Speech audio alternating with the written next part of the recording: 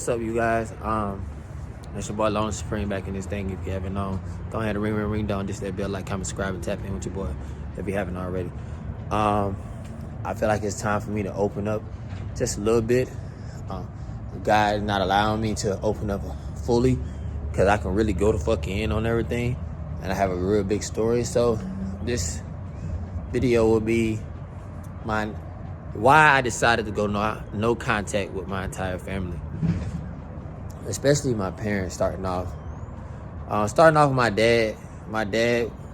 Both my parents are emotional manipulators. Didn't know until this day and age of 30 years old that they want you to beg for attention. You feel what I'm saying? As a kid, I noticed as a kid, my dad would always call us and basically like lie. I didn't know he was doing it on purpose. I don't think he was doing it on purpose, but he probably was. He would call and out of nowhere ask to speak to us. And when I say us, my brother and I, asked to speak to us. And then after we get almost done with a phone call, he'll tell us, hey, I got y'all $20 each, or $10 each at the end of the week. I'm gonna send y'all some money or whatever. Whoop, whoop. So then comes that Friday, he wouldn't call at all. We sit there like, damn, nigga, you could at least call. At that age, I don't know how old we had to be. We were living in my grandma's house, so we've been living in my grandma's house for a long ass time. We had to at least be under 8 years old, right?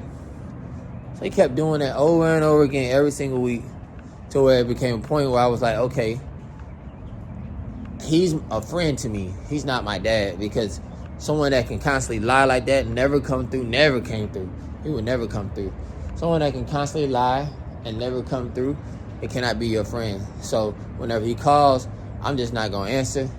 Mom, don't tell him I'm here. Brother, tell him I'm asleep.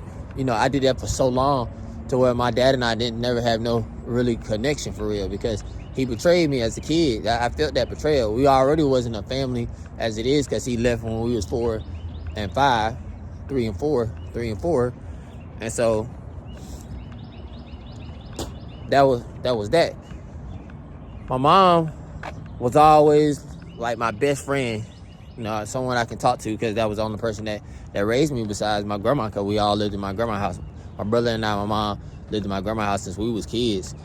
And so, my mom was the only one I can talk to, try to figure out how to shave. Oh my, I got my first chin hair. I got my first armpit hair. I got my first girlfriend. Grandma, mom, can you drop me off at my girlfriend's house? Mom, I'm having sex. Never had none of this conversation with my father before. Most like every other man, they grew up without their dad and shit like that, So my mom was always my emotional support person, and I was hers as well. She wouldn't tell me too much stuff, to where, she wouldn't let out we really wouldn't know why she was crying, or if she cried or anything like that. She wouldn't really share anything until I got older, where she started teaching me how to gossip and things like that. Or, we just learned how to gossip just being around everyone else. Don't know that it's called gossiping.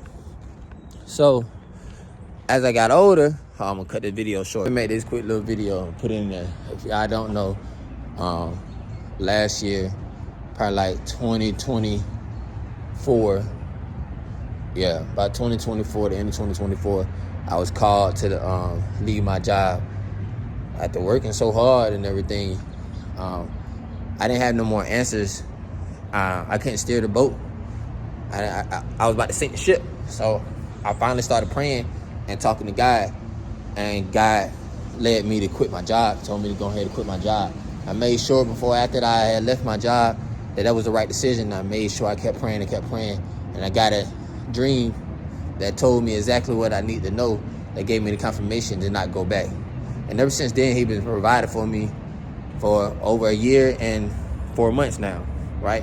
Whether that's through family or whomever gave me a hand or whatever. That's what God does. He moves through people.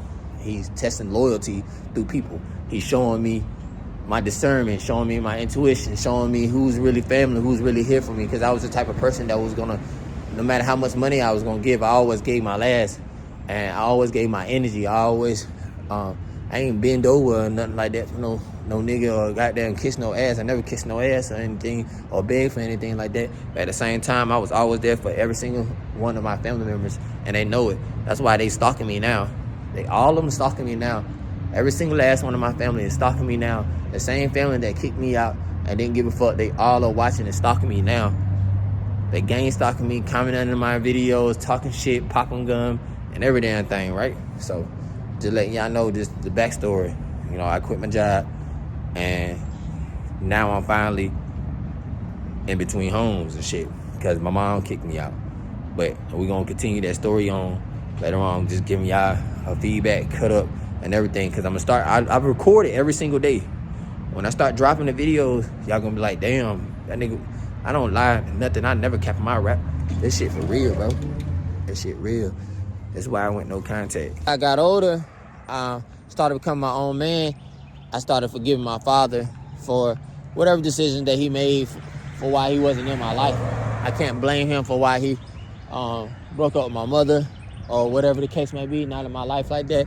And I still was able to become a man. That was around like 16. I even made a song about it. I forgot what the song called, but it's on my Hard Knocks 5 album, whatever.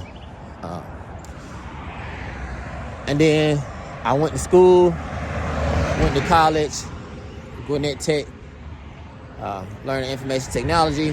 I was doing that and working at Zara at the time. Then I came to the bus station, to the train station one day, and I seen that bald head man. I seen the back of this bald head man head, and I'm like, damn, bro, that look like my daddy. Like just the back of his head. I'm like, I haven't seen my dad in a long ass time. And I don't know if I called his name out or I said dad, and he turned around, and I'm like, wow, that was the first time we had saw each other in a long ass time. So then we started building a connection. My dad was always a money hungry ass nigga. You feel what I'm saying? I knew that he was just waiting on to come up from me and shit like that. But I didn't mind. I was glad to have my dad back in my life, right? My dad was always there at all my shows, supported my clothing line, did all that good shit, you know? I felt the gravitational pull that, like, yeah, bro, I got my dad. Like, he missed out so much in my life. Now I got my dad back. We bonding, we cooling, we drinking together, might smoke blunt together. We cooling, like, that shit was a vibe. I ain't gonna lie to you. Even people was like, I ain't gonna say jealous, but they were like, bro, you should be happy that you got your dad around, your dad coming to your shows, your dad doing all this. I'm like, but y'all just don't even motherfucking know. My dad was never here, but I'm glad he's here now, you feel what I'm saying? Now getting to the part of the fallout, as you know that my past, well, I haven't shared the videos, but I made the videos. I shared them later on. As you know, I had got kicked out of my grandmother's house. So I got kicked out over a blanket. We got to arguing. She got to arguing with me over a blanket and shit. We had a fallout. And I was told I couldn't come back there anymore. So I went over my dad's house. While we was in the car, my dad, or before we got in there, she came outside and told my dad, do not bring him back, or whatever. So when I got in the car, told my dad everything that happened or whatever, and shit like that, confided into him, because that's my dad, you feel what I'm saying? So then, when we got home, when I got to his house, shit was cool. I had my son with me. Shit was cool. I was playing a game with my son. Well, I was watching my son play the game. I wasn't playing the game. Watching my son play the game because he was playing Roblox. And then my dad came down, was telling me what his old lady had said and shit like that, trying to suggest things, military and everything like that. But I'm 30 years old. Why do y'all think a nigga can just join the military at any fucking age? How about y'all go join the military? Y'all niggas' lives are fucked up too. You feel what I'm saying? Niggas be acting like their lives is just so all glorified and shit because they got a house and a car and they slaving every fucking day. Like, get the fuck out my face. You feel what I'm saying? So anyways, that already told me that, of course, he pillow talk. Every nigga gonna pillow talk to their woman about a situation and shit, but I was hoping that he wouldn't go tell what I just told him. Like, damn, what the fuck? So anyways, that same week, it was a weekend. That weekend, my mom started texting him because she was trying to blow my phone up and everything, but I wasn't answering because of the situation that I didn't like that she did. handle about my niece or whatever. That's another different story. So my dad came to tell me that, hey, your mom moved your stuff out and everything like that. I'm like, damn, like, why she went ahead and did all that extra shit? Because I was already just planning on just going back to my grandma's house. My grandma said she'll never see me outside, no matter what, you feel what I'm saying? We already had an argument before. She cussed me out and tried to threaten to kick me out over some sausages and shit. Like, just some petty ass shit. It's just like a whole bunch of manipulating shit that my family do, right?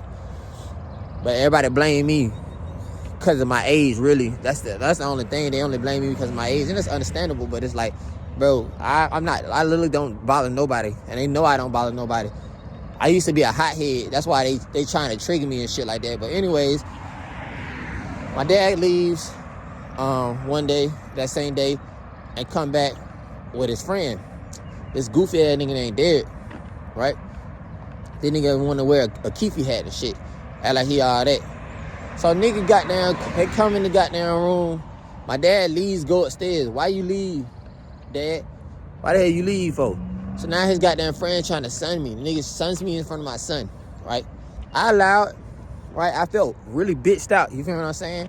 But I allowed because I already got kicked out, traumatized that I don't know where the hell I'm gonna be at come Sunday, and so forth and so forth. And if I spaz out on you in front of my son, what that look like? But I should have, you know, because I regretted it ever since then and shit like that. But it is what it is, you know. I'm still a man at the end of the day. I chose my battle. I picked to choose my battle. Anyway, nigga was like, your daddy a lame ass nigga for, you know, basically how he raised y'all and what he doing and shit. And she told me to, I tried to talk. And he was like, shut the fuck up. You need to listen. Don't be arguing with your grandmama. All this shit. Woo. And I'm like, what the fuck? Like, nigga, how the hell? He told my son that his daddy goddamn, he good. He don't never had to pay no bills like that because his daddy got it. And his daddy can pay his bills and shit. So you been spoon-fed your whole life and you trying to talk to me about anything. I hate niggas like that. Shut your bitch ass up. You never been in my position, bro. You already know how my dad is and how he raised us. And your dad didn't raise you that way. So shut your bitch ass up trying to give me some advice. Get the fuck out of my face. So the fact that my dad went and pillow talked to his homeboy, that threw me off. That was another red flag that I just couldn't sit with, right? So then that Sunday come. That was Saturday that happened. So the Sunday come where I had to go back home. We get back to the house. We drive. It's already a raining day. It's cold as fuck out of nowhere because it's like December the 1st and shit like that. The 1st of December. I go to the house. The door locked. I have a key to that lock, but now the bottom lock is locked. The bottom lock we never use. We only use the top lock or whatever. So when we get to when I try to go use the bottom lock, it's locked. So we sit there for a second, and then my dad was like, well, sorry, son. I got to go to work. You know, let me know how everything goes. Remind you, I had my son and everything. So now he done left, and my son and I are sitting out in the cold because I was waiting on my baby mama. I was hoping he would have waited until my baby mama got there or something, but he didn't. He had to go to work, and that's understandable. That's very understandable. But I would never leave my kid and my grandson outside in the cold and the rain. Not for no job. You feel what I'm saying? But, you know, you got to pay bills. That's all niggas care about. They don't care about family. They only care about paying bills. Because they have to, right? So anyways, ever since that day, I cut him off. One, because he pillow talked to his partner like a bitch because it made me think he was sucking dick. Because I would never talk about my son to my partner. Where the hell they do that at? Two, you done left your goddamn son and your grandson out in the rain and the cold. Nigga, I had to go to sleep in the fucking rain and the cold that night. You feel what I'm saying? I had to sleep in the rain and the cold that night. And then later on, I try to voice it a little bit. I didn't really go in on him and shit. And my brother, because I had hit my brother up that night. God told me to hit my brother up that night, right? And my brother basically told me, fuck you. You chose this goddamn spirituality shit. Basically, let your God do what it do. Nigga, no one told you to do that. No one told you to quit your job. And that's understandable. I chose this decision. But my brother would let me sleep outside in the cold and shit. I told him, don't ever call me your brother ever again. Fuck you. don't ever call me your brother ever again, nigga. Okay, that's some cold-blooded shit right there. That's some Judas shit. You feel what I'm saying? So, ever since then, I haven't spoke to him. I know that I try to voice my opinion of what happened a little bit on YouTube and my social media platform, because it's my social media platform. Can't tell me what the fuck to say on my shit. And my dad, I dropped the picture of what he literally said to me and what my brother said. Yeah, that's what I'm gonna do. I'm gonna drop what both of them said, because I got screenshots on both of them, and y'all tell me how to feel down below. And then I'm gonna tell y'all why I went no contact with my mom. Y'all already know why I went no contact with my grandmama. She kicked me out. But there's more to that story too, though.